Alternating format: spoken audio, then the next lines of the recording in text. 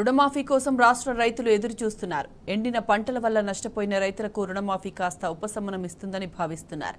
కానీ కాంగ్రెస్ ప్రభుత్వం తీవ్రంగా జాప్యం చేస్తుండటం వల్ల ఈసారి వానాకాలం పంట రుణాలు గగనంగానే కనిపిస్తున్నాయి. డిసెంబర్ 9నే 2 లక్షలు రుణమాఫీ చేస్తామన్న హామీని రేవంత్ సర్కారు మర్చిపోయిందని రైతులు మండిపడుతున్నారు. కాంగ్రెస్ అబద్ధపు హామీలతో తమను నమ్మించి మోసం చేసిందని ఆవేదన వ్యక్తం చేస్తున్నారు.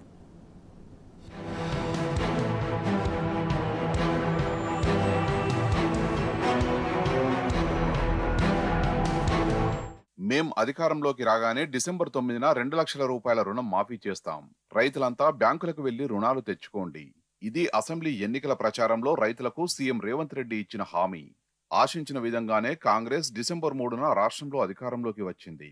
కానీ డిసెంబర్ 9న రైతుల రుణం మాత్రం మాఫీ కాలేదు. డిసెంబర్ 9 దాటిపోయి 4 నెలలవుతున్నది. ప్రభుత్వం రుణమాఫీకి సంబంధించిన నిర్దిష్ట చర్యలేవి తీసుకోకపోవడంతో బాకీలు చెల్లించాలంటూ రైతులకు బ్యాంకులు నోటీసులు ఇస్తున్నాయి. కాంగ్రెస్ హామీలు నమ్మి ఓట్లు వేసిన రైతులు మాత్రం బ్యాంకుల్లో అప్పు దొరకని పరిస్థితులు ఎదుర్కొంటున్నారు.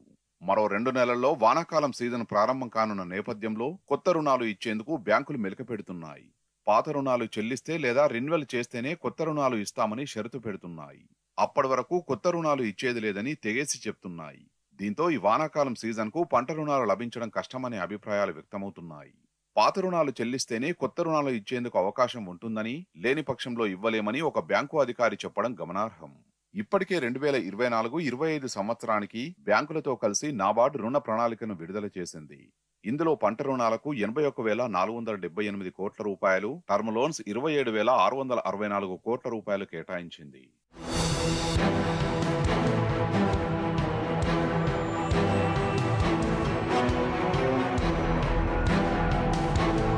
కాంగ్రెస్ ప్రభుత్వం అధికారంలోకి వచ్చి 4 నెలలైనా రుణమాఫీని సీరియస్ గా తీసుకున్నట్టు కనిపించడం లేదు. రుణమాఫీ చేస్తామని మంత్రులు ప్రకటనలు చేస్తున్నా ప్రణాళికాబద్ధమైన కార్యాచరణ లోపించిందనే విమర్శలున్నాయి. ప్రభుత్వం కొలువుదీరిన కొత్తలో 1-2 సమావేశాలు జరిగాయి. రుణమాఫీ కోసం ప్రత్యేకంగా కార్పొరేషన్ ఏర్పాటు చేసి రైతుల రుణాల్ని ఆ కార్పొరేషన్ కు బదిలీ చేయించుకోవాలనే ప్రతిపాదనను ప్రభుత్వం తీసుకొచ్చింది. ఇందుకు బ్యాంకుల నుంచి అభ్యంతరాలు వ్యక్తమైనట్టు తెలిసింది. ఆ కార్పొరేషన్ కు ఆదాయ వనరుల్ని చూపించాల్సి ఉంటుందని, లేని పక్షంలో ఈ ప్రతిపాదన పట్టాలెక్కడం కష్టమనే అభిప్రాయాలు వ్యక్తమైనట్టు తెలిసింది. రుణమాఫీలో అత్యంత ప్రధానమైన కటాఫ్ తేదీని సైతం ప్రభుత్వం ఇప్పటి వరకు నిర్ణయించలేదు. ఏ తేదీ నుంచి ఏ తేదీ వరకు రుణాలు తీసుకున్న వారికి రుణమాఫీ పథకాన్ని వర్తింపజేయాలనే అంశంపై స్పష్టత లేదు. దీంతో రుణమాఫీ ఎవరికి వర్తిస్తుందో ఎవరికి వర్తించదో అర్థం కాని పరిస్థితి. లోక్సభ ఎన్నికల కోడ్ ముగిసే వరకు రుణమాఫీకి సంబంధించి ఎలాంటి నిర్ణయం తీసుకునే అవకాశం కనిపించడం లేదు. దీంతో రుణమాఫీ ఎప్పటికి పూర్తవుతుందో అనే అనుమానాలు వ్యక్తమవుతున్నాయి.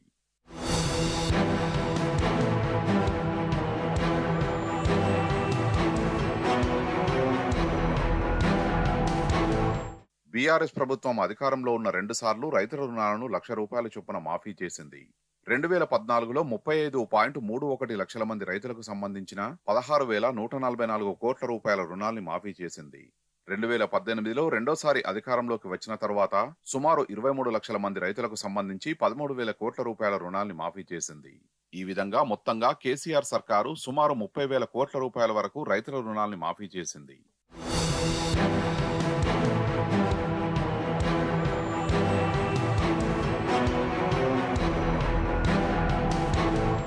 రుణమాఫీ కోసం రైతులు ఆశగా ఎదురుచూస్తున్నారు.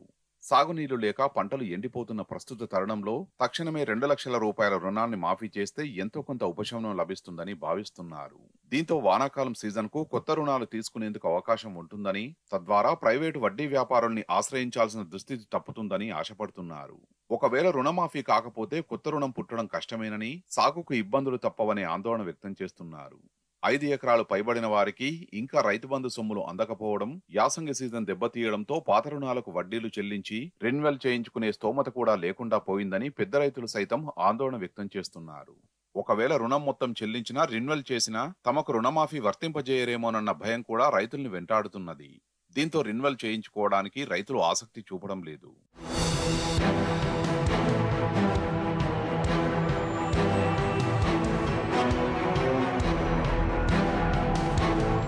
రైతుల పరిస్థితిని గమనించిన బ్యాంకులు కఠిన వైఖరి అవలంబిస్తున్నాయి. సీఎం రేవంత్ రెడ్డి హామీతో ప్రభుత్వంతో మాకు సంబంధం లేదు, రుణాలను చెల్లించాల్సిందేనని బ్యాంకు అధికారులు రైతులకు ఖరాఖండిగా చెప్తున్నారు. పలు చోట్ల రుణాలు చెల్లించాలని రైతులకు నోటీసులు జారీ చేస్తుంటే మరికొన్ని చోట్ల బ్యాంకు అధికారులు రైతుల్ని వేధిస్తున్నారనే ఆరోపణలున్నాయి. మెదక్ జిల్లా కొత్వాల్పల్లి గ్రామంలో ఇలాంటి ఘటనే జరిగింది. రుణాలు చెల్లించాలంటూ బ్యాంకు అధికారులు గ్రామంలోకి వెళ్లి పలువురు రైతుల్ని అందరి ముందు అవమానించారు. ఈ ఘటనను ఏ ఒక్క మంత్రి కూడా ఖండించకపోవడంపై విమర్శలొచ్చాయి. అయినా ప్రభుత్వం నుంచి కనీస స్పందన లేదని రైతులు ఆవేదన వ్యక్తం చేస్తున్నారు. ప్రభుత్వమే బ్యాంకులను రైతులపై ఎగదోస్తున్నదా అనే అనుమానాలను రైతులు వ్యక్తం చేస్తున్నారు.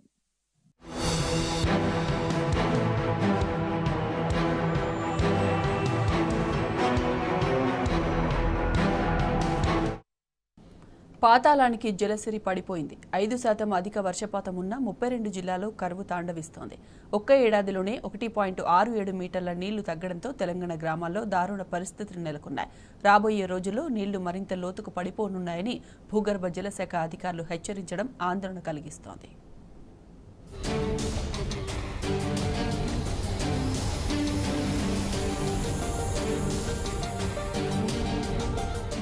తెలంగాణ వ్యాప్తంగా ఈ ఏడాది 5% అధిక వర్షపాతం నమోదైన తీవ్రమైన నీటి ఎద్దడి ఎదురవుతున్నది. ఈ ఏడాది మార్చి నాటికి రాష్ట్రంలో 5% అధిక వర్షపాతం ఉన్నా గత ఏడాదితో పోల్చితే రాష్ట్రంలోని 32 జిల్లాల్లో భూగర్భ జలమట్టం సగటున 1.67 మీటర్లు పడిపోయింది. 2023-24 నీటి సంవత్సరంలో మార్చి 31 వరకు రాష్ట్ర సాధారణ వర్షపాతం 876 మిల్లీమీటర్లు కాగా రాష్ట్రంలో 926 మిల్లీమీటర్ల వర్షపాతం నమోదైంది. కానీ 2014 నుండి 2023తో పోల్చితే ఈ ఏడాది పరిస్థితి దారుణంగా ఉన్నదని నివేదిక వెల్లడించింది. 612 మండలాల్లో 201 మండలాల్లో సగటున 0.01 మీటర్ల నుంచి 15.25 మీటర్ల వరకు భూగర్భ జలమట్టం పడిపోయిందని తెలిపింది.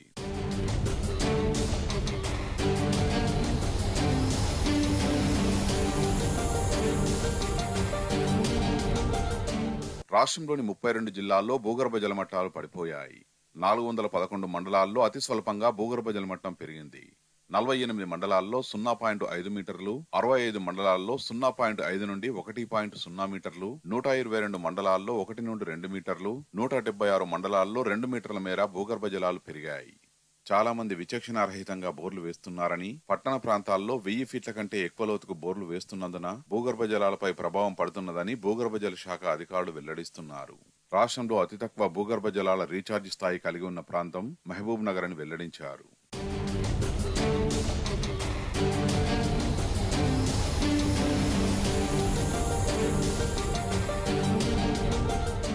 రాష్ట్రంలో అత్యధికంగా మహబూబ్ నగర్ జిల్లాలో భూగర్భ జలమట్టం పడిపోయిందని నివేదిక తెలిపింది. అక్కడ సగటున 0.33 మీటర్ల నుంచి 4.01 మీటర్లకు పడిపోయినట్లు నమోదైందని తెలిపింది.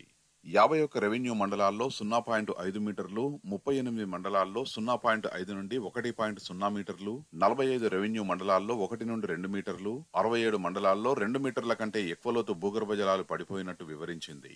జిల్లాను ఒక యూనిట్ గా తీసుకుని భూగర్భ జలమట్టాన్ని విశ్లేషించగా దాదాపు 28 జిల్లాల్లో సగటున 0.02 నుండి 3.59 మీటర్ల మేర భూగర్భ జలమట్టం పడిపోయింది. అత్యల్పంగా సంగారెడ్డిలో నమోదైంది. రాష్ట్రంలో మొత్తం వైశాల్యంలో దాదాపు 33% మేర ఈ ప్రభావం ఉండగా నిజామాబాద్ మధ్య దక్షిణ భాగాలు పేర్కొన్నది.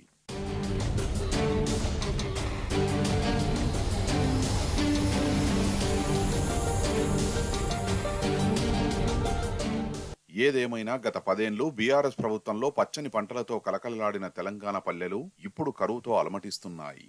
ఇంత జరుగుతున్నా కాంగ్రెస్ ప్రభుత్వం మాత్రం ఎలాంటి ముందస్తు ప్రణాళికలు రచించకుండా గత ప్రభుత్వాన్ని నిందిస్తూ కాలం గడిపేస్తోంది.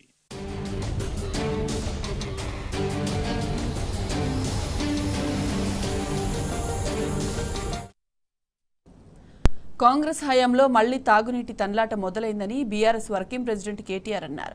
మహిళలు రోడ్లపైన ఖాళీ బిందెలతో తల్లడిల్లుతుంటే రేవంత్ రెడ్డి మాత్రం లంక బిందెల కోసం మాట్లాడుతున్నాడని అన్నారు. కాంగ్రెస్ ప్రభుత్వం వచ్చిన తర్వాత 218 మంది రైతులు ఆత్మహత్యలు చేసుకున్నారని, వారి కుటుంబాలకు వెంటనే 25 లక్షల రూపాయల పరిహారం అందించారని డిమాండ్ చేశారు. ప్రతిసారి మొగోడువైతే అని మాట్లాడే రేవంత్ రెడ్డి నిజంగానే మొగోడువైతే రుణమాఫీ చేసి చూపించారన్నారు కేటీఆర్. అంటేనే నీళ్లు, కాంగ్రెస్ వస్తే కన్నీళ్లు అనే మాట ఎన్నో వేదికల ద్వారా ఎన్నో సందర్భాల్లో చాలా స్పష్టంగా మా పార్టీ నాయకత్వం కింది స్థాయి గ్రామ స్థాయి నాయకత్వం నుంచి రాష్ట్ర స్థాయి నాయకత్వం దాకా వివరంగా చెప్పాం. ఇవాళ మేము చెప్పిన మాట నిజమైంది అనే మాట నేను మీకు విజ్ఞప్తి చేస్తా ఉన్నా.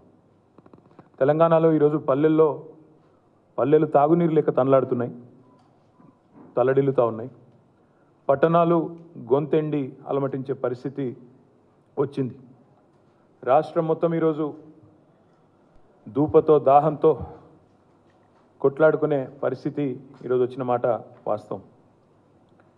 మీరు ఒక నిమిషం చూసినట్టయితే రాష్ట్ర వ్యాప్తంగా ఒక దగ్గర కాదు, ఇవాళ ట్యాంకర్లు మళ్ళొక్కసారి ప్రతి పట్టణంలో దర్శనమిస్తూ ఉన్నాయి. ఇవాళ ప్రతి పల్లెలో ప్రతి పట్టణంలో ఈ రకంగా బిందెలతో మళ్ళీ రోడ్ల మీదకి వచ్చి మహిళా సోదరిమణులు ఆందోళన చేయాల్సిన పరిస్థితి. ఇది హైదరాబాద్లోని ఒక బస్తీ. ఈ రకమైన దుస్థితి హైదరాబాద్లో ఉన్నది. అలా గొంతులెండి ప్రజలు కడుపు మండి మంచినీళ్ళో మహాప్రభు అని చెప్పి జనం గోల చేస్తుంటే రేవంత్ రెడ్డి గారేమో గొంతు చించుకొని బూతులు తిట్టే పనిలో ఆయన బిజీగా ఉన్నాడు. ఓవైపు రైతుల పొలాలు ఎండుతున్నాయి, ప్రజల గొంతులు ఎండుతున్నాయి, చుక్క నీటి కోసం ప్రజలు అల్లాడుతున్నారు, దూపతో ఏడుస్తున్నారు. పట్టణాల్లో ఆడబిడ్డలు మళ్ళీ బిందెలు పట్టుకొని రోడ్డుకెక్కే రోజులు వచ్చినాయి. ఖాళీ బిందెలతో మంచినీళ్ళ కోసం తిప్పలు పడుతుంటే మహిళలేమో ఖాళీ బిందెలతో రోడ్ల మీద యుద్ధాలు చేస్తుంటే ముఖ్యమంత్రి గారేమో లంకె బిందెలని చెప్పి ఆయన మాట్లాడుతూ ఉన్నారు. ఈ అసమర్థ ప్రభుత్వానికి, ఈ అసమర్థ ముఖ్యమంత్రి గారికి ధనవనరులను ఢిల్లీ తరలించడంలో ఉన్న శ్రద్ధ జలవనరులను తరలించడంలో మాత్రం లేదు అనేది విస్పష్టంగా ఇవాళ రాష్ట్రంలోని ప్రతి ఒక్కరికి కూడా అర్థమైంది. కేసీఆర్ గారి ప్రభుత్వం దిగిపోగానే మళ్ళీ మాయమైన ట్యాంకర్లన్నీ హైదరాబాద్లో కాంగ్రెస్ పాపం వల్ల హైదరాబాద్లో గల్లీ గల్లీ తిరుగుతూ ఉన్నాయి. హైదరాబాద్లో ఈరోజు ప్రతి గల్లీలో రాత్రింబవళ్ళు ట్యాంకర్ల చప్పులు వినబడతా ఉన్నాయి. ట్యాంకర్ల దందా జోరుగా నడుస్తున్నది. ఇన్వర్టర్లు జనరేటర్లతో పాటు ట్యాంకర్ల దందా బ్రహ్మాండంగా నడుస్తూ ఉన్నది. దారుణం ఏంటంటే ప్రజలు 3-4 రెట్లు ఎక్కువ రేటు పెట్టి, గతానికంటే ఇప్పటికీ 3-4 రెట్లు ఎక్కువ పైసలు పెట్టి ఇవాళ ట్యాంకర్లు బుక్ చేసుకొని కొనుక్కోవాల్సిన దుస్థితి వచ్చిన మాట వాస్తవం. మిషన్ భగీరథ లాంటి ఒక అద్భుతమైన ప్రాజెక్ట్ నిర్మాణం చేసి వాళ్ళ చేతుల్లో పెడితే దాని నిర్వహణ కూడా చేతగాని ప్రభుత్వం ఈ కాంగ్రెస్ ప్రభుత్వం అనే మాట నేను మీకు విజ్ఞప్తి చేస్తూ ఉన్నా. వాళ్ళ అనాలోచిత ప్రణాళిక లేని, అవగాహన లేని విధానాల వల్ల ఇవాళ ఎండాకాలం ఇంకా ఇప్పుడే ప్రారంభమైంది. మార్చ్ ముగిసింది, ఇప్పుడు ఏప్రిల్లో అడుగుపెట్టినాం. ఇంకా మే, జూన్ ఇంకా తీవ్రం ఉంటుంది. ఇప్పటికే ఎండాకాలం ఆరంభంలోనే తాగునీటి కోసం తన్లాట అనేది తారాస్థాయికి చేరుకున్నది. సాగునీరు అందక ఒకవైపు రైతులు సతమతం అవుతున్నారు, తాగునీరు అందక ఒకవైపు ప్రజలు ఇబ్బందులు పడుతూ ఉన్నారు.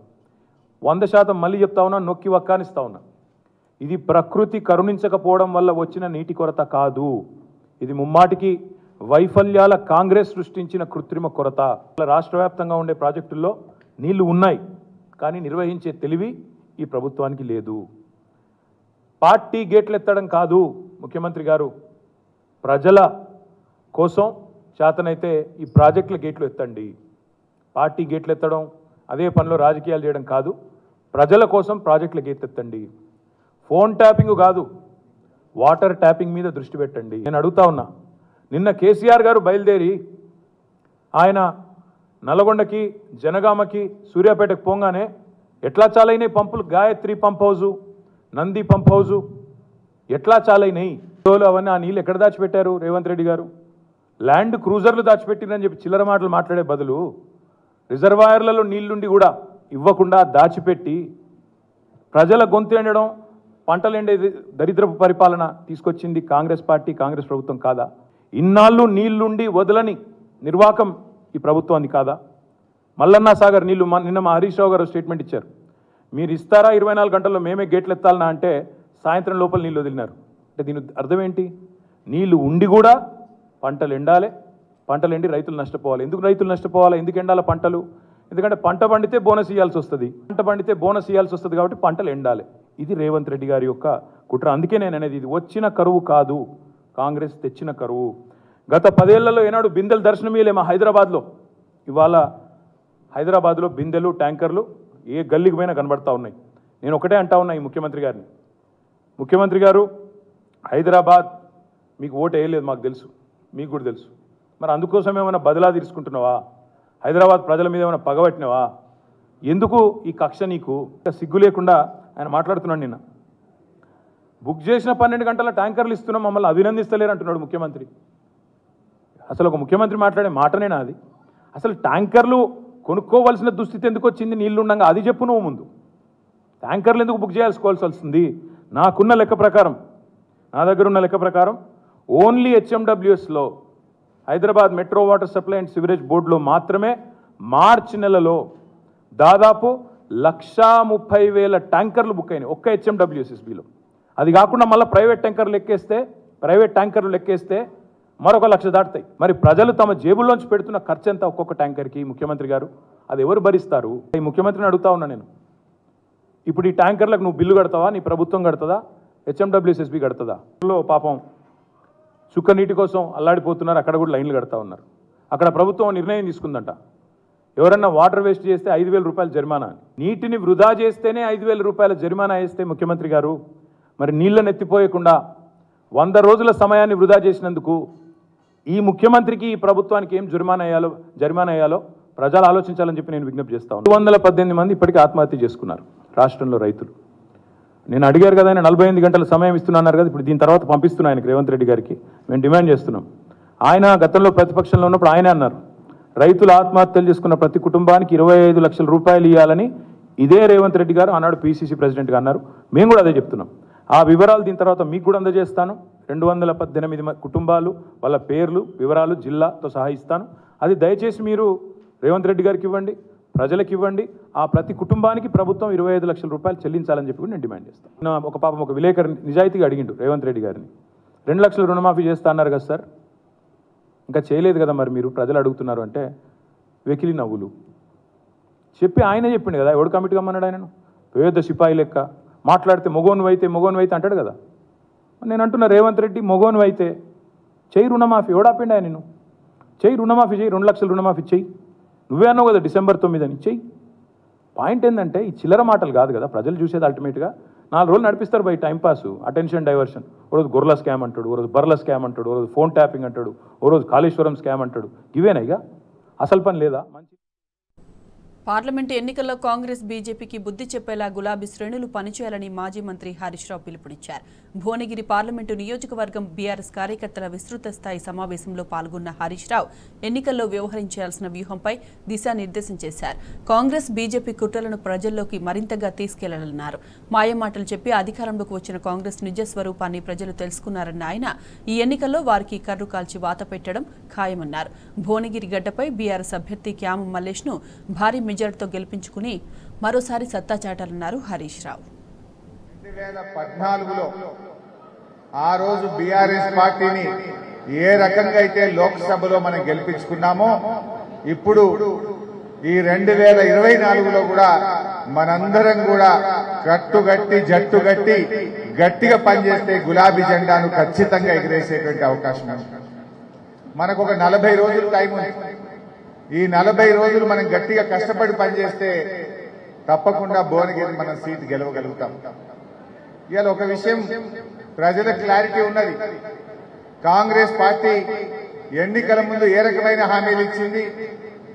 100 రోజుల్లో 6 గ్యారెంటీలు అమలు చేస్తామని, 13 హామీలు అమలు చేస్తామని, బాండ్ పేపర్లు పంచి, నోటరీ డాక్యుమెంట్లు పంచి, మొదటి అసెంబ్లీలోనే చట్టబద్ధత తెస్తామని, ఇవి అమలు చేసి తీరుతామని, ఇది ఏఐసిసి మాట అని, రాహుల్ గాంధీ మాట అని నమ్మబలికి ఇలా ఏ రకంగా మోసం చేస్తుందో విజ్ఞులైన తెలంగాణ ప్రజలు గమనిస్తా ఉన్నారు.